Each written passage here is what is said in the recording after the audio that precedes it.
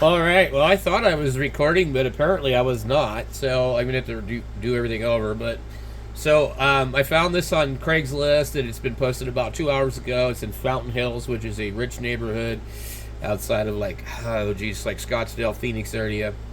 So this is the AL 572, and this is definitely a good deal. If I'm not mistaken, it's four 572B tubes, which are a very rugged tube and still kind of affordable. Um, this is just a good amplifier. And at $900, you're paying less than $1 a watt. And because of where it is, see, this is what I do. I analyze things. If this was in the ghetto, somewhere, I would be a little skeptical. But it's not. So, this is an awesome amplifier. If I had money, I would be contacting this guy to buy this thing right now, because what I like about these particular amplifiers is they have the cross needle meter. They've got this. They've got all the bands on them. If we look at it right here, it does 15 and 17 meters. It does 20 and 30 meters. It does 40. It does 80. It does 160. And you can always get the auxiliary for 10 meters and 12 meters. So, this is really a good deal. And, yeah, I really think that that's a great price. Let's go back out of here, and we'll go back up to the top. Okay, we're looking at, apparently it backs us out when we do that to where, I don't know if our search criteria is still what we had. So, we got to do this again. 800 miles from 85351, which is Sun City, Arizona. Okay. We have a Z100 Plus tuner in Chula Vista for $95. I think that's maybe an okay deal. I don't know. I'm not real happy with mine. And we'll be making a video on that later on today about the performance of this tuner. And we'll be comparing it against a couple of other automatic antenna tuners and possibly some manual ones. Here is a bunch of amateur radio equipment, transmitters. We're not going to bother to look at that. Here's the 989C tuner. I told you guys yesterday this is a really good one. It's got the ceramic roller inductor. I highly recommend it. What else do we got? Collins. The EQ Plus. If you're into that kind of thing and you like to tinker around, I think that's an excellent deal on something that normally costs $400 plus tax. We have a 746 transceiver for $700. I think if you want one, that might be an okay price. It's not a steal of a deal. We have a TS440 that's probably been used on 11 meters for $350. I think if you could get it for $300, you'd be sitting good. The full ham Radio Shack, $1,200. If you're interested and you're looking for a deal, you might haggle with that guy, but we looked at the ad yesterday. It looked like his equipment was in poor condition and dirty and dusty. Here is an FT450 AT. I think that for $525, that's a pretty damn good deal. I own the 450D. I have owned this radio, and I don't see any difference between the two of them. I'm sure there is, but I don't feel there's a difference. Here is that 756 non-pro that came with some extras for $600, and I feel like that's probably a good deal, but it's not an amazing deal. Here's also 7600 for $1,000.99. I think that might be an okay deal. Here's the 7000 for $1,500. I don't think that's a good deal because I know R&L Electronics is selling one on their website for $750. 10-Tech tuner for $450. That could be a good deal if you're a collector and you want 10-Tech stuff. 811H for $650. If it works and everything's fine, I think that's around $1 a watt, so you're getting an okay deal. We have Zygo G90 for $430. That is not a good deal. Just go ahead and buy it brand new. We have the 6100, which I'm upset about today because it did not get delivered.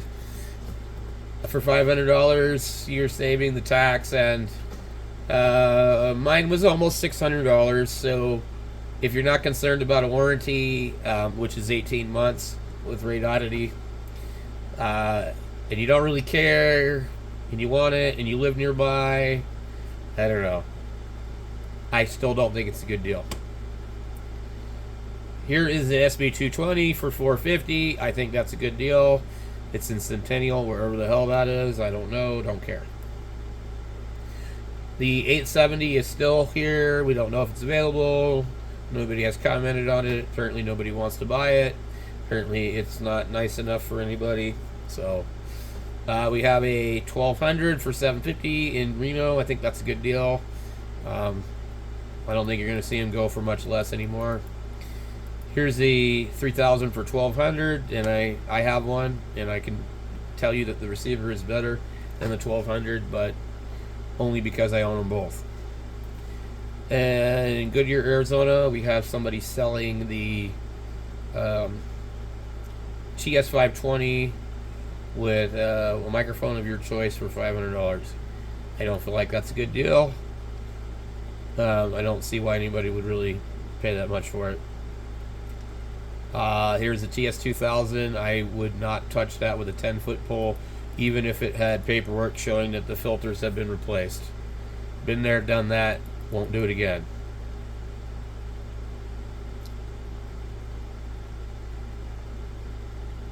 Astron power supply, not big enough. A 7300 for too much money.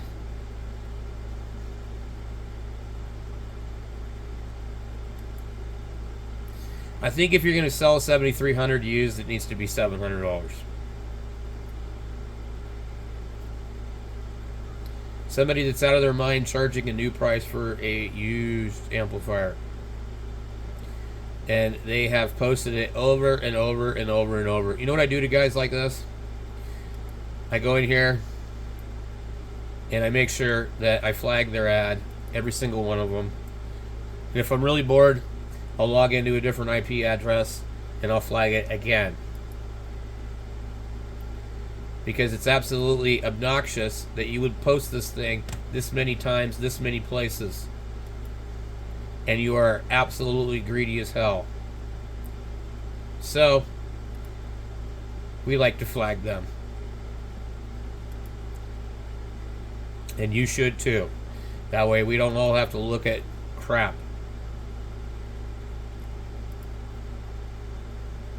This is ridiculous. This is like the guy that posts the stuff for sale. And he uses some kind of computer program to post this thing in Craigslist all across the country. So, it took me how long to flag all that guy's ads? Not too long. Oh, we got one more. Oh, we got more. See, so not only are you asking too much money, but you're just like absolutely annoying because you've posted this thing. I don't know. It all says Tucson. Let's see, where does this one say? Which particular Craigslist is it under? I don't know if we can see. It looks like it does say just Tucson.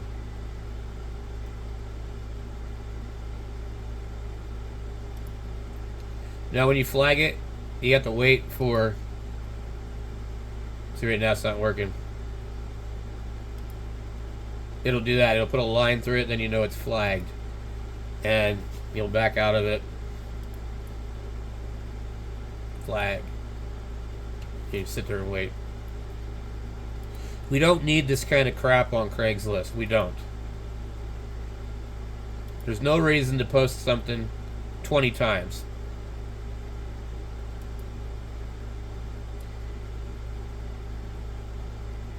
It might increase your chances of selling it, but to the people that browse Craigslist, it's annoying. And your price is way too high. So I don't know what kind of crack that guy was smoking, but that's what it costs new. They suddenly think, oh, MFJ is going out of business, so I can ask top dollar for this. Well, they're not out of business yet, and that amplifier is still available. So like I said earlier, this is my friend Clark, W7WRX. And he likes to restore radios, and If you look in the picture, you can see he has lots of nice stuff. There's KWS1, Johnson KW Matchbox stuff, desktop kilowatts, or stuff like that. He's went through this radio meticulously because that's how he is. And it has the AM filters and all that. So I think that's a good deal. If I had the money and I didn't have a limited amount of space, I would probably buy it from him. But the reason I don't want this is it actually takes up a lot of room. So for me, it's too much space taken up. But it's a good deal. Did we already cover the AL572B? We did. It's right here. $900. Fountain Hills. Let's see what else we got.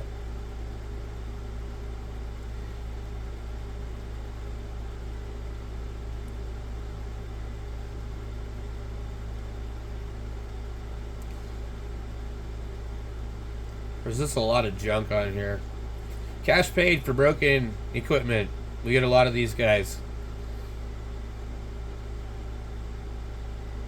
They don't ever pay anything. See, the thing is, everybody wants something for nothing, and then when they sell it, they want a lot for it. And I get it, people are trying to make money, but it's gotten to the point where it's just stupid. The Kenwood 680 for $350, not bad.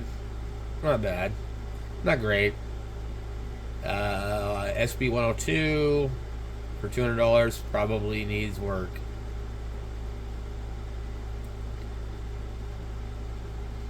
There's just a lot of junk on here for the most part.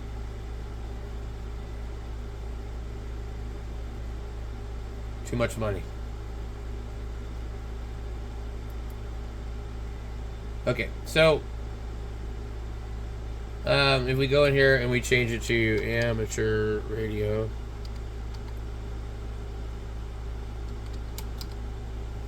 we will get a different set of results usually. We'll get CB radios. That's what we get when we type in amateur radio. We get CB radios.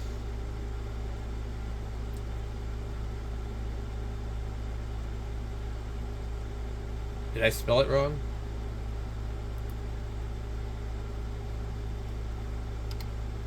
No.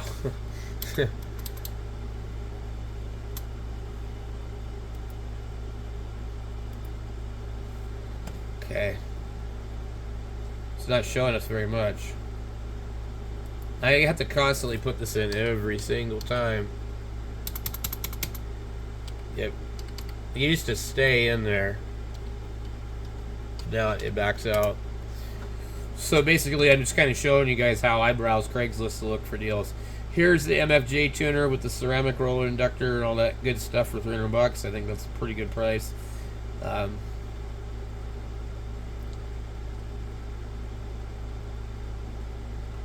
We're seeing nothing else particularly that we haven't already seen.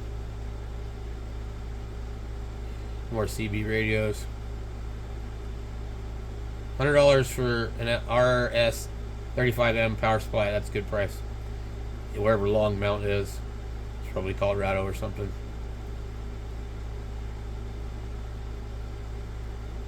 Lots of vintage equipment. Okay. Now we'll go in here and we'll check Yaesu. Okay. Let's go 800 miles.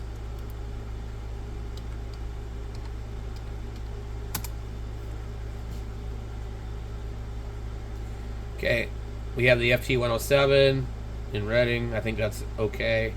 We have the 991 non-A model. I say do not buy it. Don't touch it. Leave it alone. And we have 1 million ads from this dildo. Awesome. Over and over and over and over, all these people. There are more ads from these people than there are ads on Craigslist. So if you don't filter out dealer, you will be seeing all this crap. And this guy's been doing this for years and years and years and years, and everybody hates these people. Well, we're pretty sure that it's the same person that does this one, that does this one, and the 5150 guy We're pretty sure he's some dildo in California. And we don't know about the other guy, but we think they're the same person. And it's just kind of the same sort of style of ad. So we have 3 phone numbers, pictures of other people's stuff, not their stuff. And literally, like I said, if you don't filter them out, there's more ads of them than there is ads of anything. Okay, so I wanted to show you guys this ICOM in El Cajon.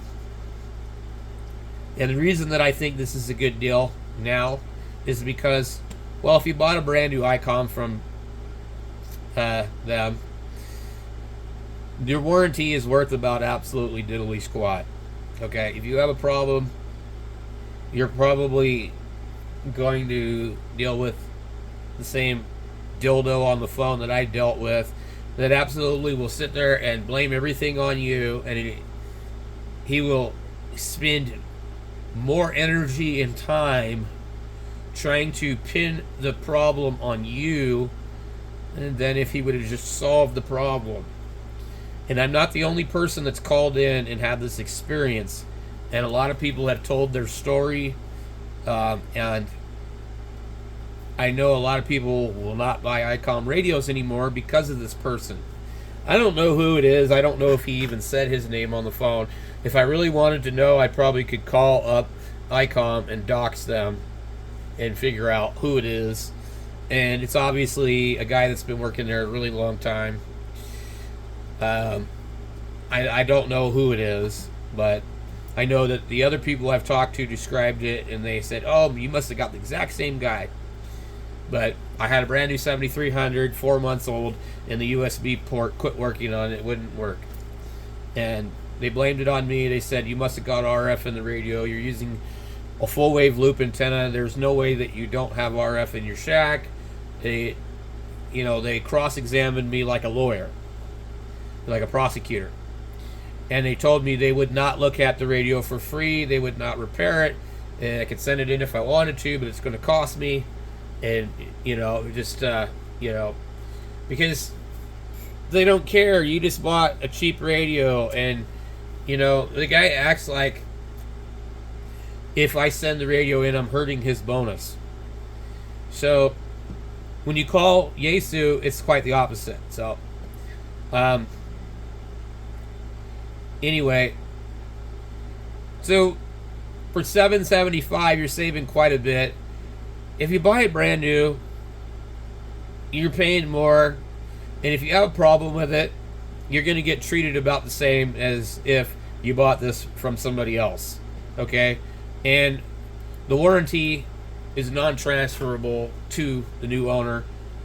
Unlike Yaesu, if the radio is 3 years old or less, they don't care who has the radio. They will fix it for free. And sometimes they will fix it for free outside of that 3 years. ICOM, on the other hand, will not. They will do everything in their power to not fix it. So, for $775, I think it's a good deal, and we'll just leave it at that.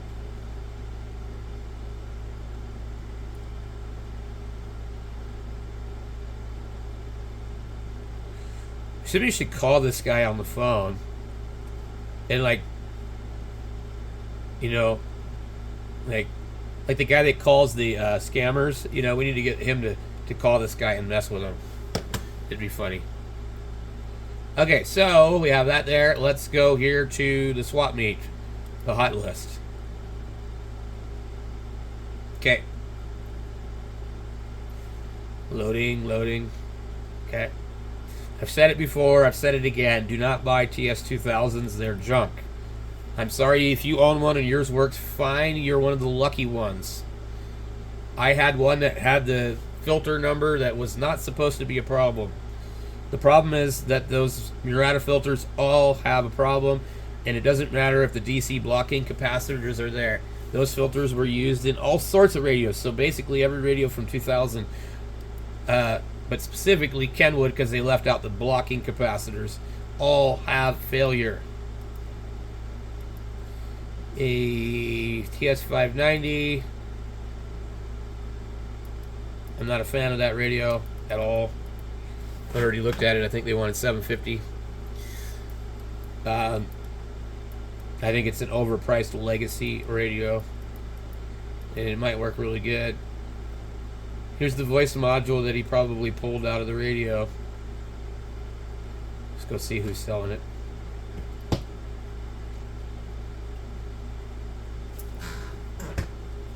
Wow. Okay. Sold. WRA.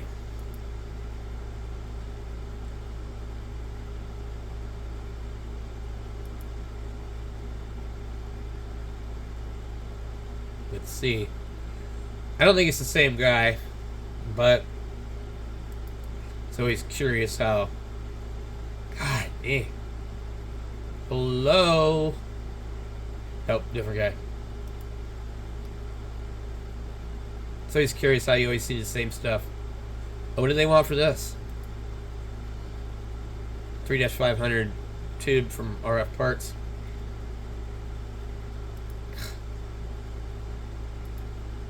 It's probably going to say the same thing.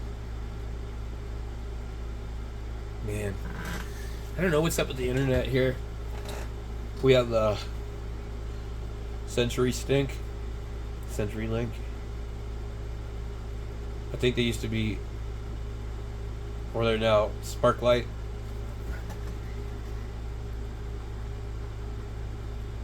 $200. Well, since you can't get them, I think that's a good deal.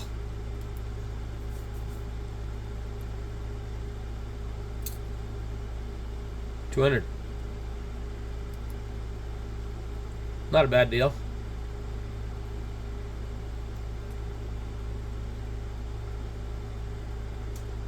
Alright, so we're just looking at the same stuff from yesterday. So anyway, guys, sorry, nothing special today either.